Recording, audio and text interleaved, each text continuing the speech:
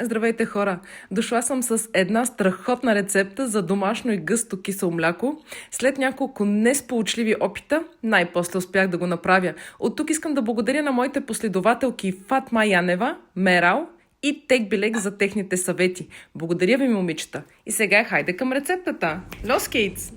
Използвах 2 литра прясно мляко, 3,8% масленост, кисело мляко съм си взела на яйля, 6% масленост и преди да сипете прясното мляко да ври, просто изплъкнете тенджерата.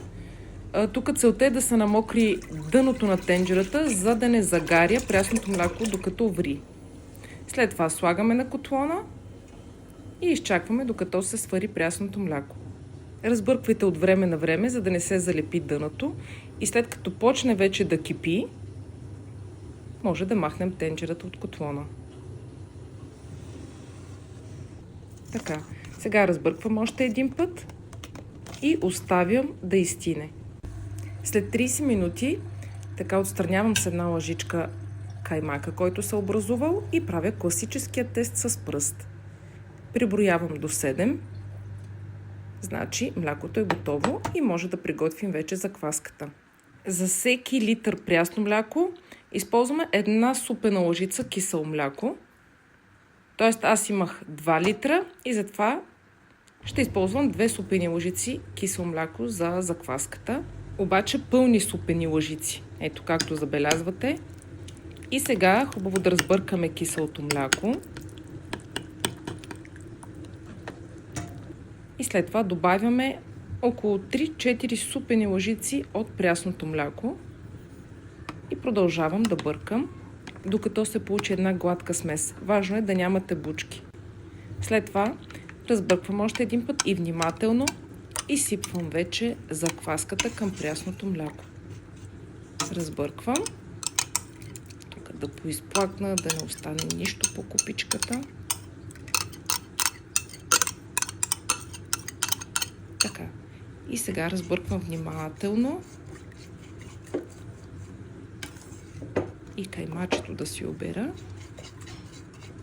Преминаваме към следващата стъпка, а именно да разпределим течността в бурканчета.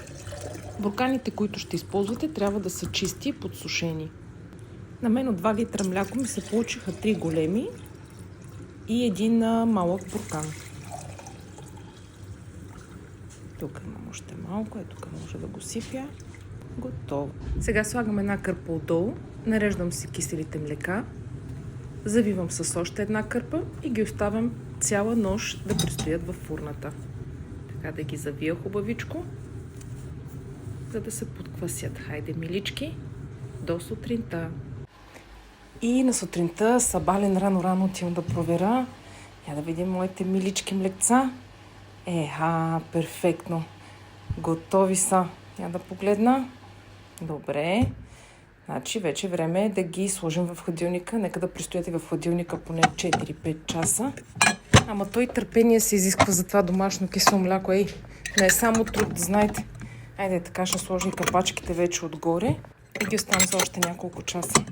И сега настъпи вече момента на истината. Взимаме си лъжичка и да пробваме. Малей, каква красота! Гледай! Хора, много съм щастлива, че ми се получи така, както искам. Друго си е домашно приготвеното, да си го едеш с удоволствие направо. Сега отделен е въпросът, че се изисква време и търпение. И сега знаете ли какъв е целият килепир на тази рецепта? Че на вас не ви е нужно да хабите материал, дето се казва като мен, в опитите да направите домашно кисело мляко. Ами аз ви предоставям рецептата, която е 1 към 1, а вие се възползвайте. До скоро!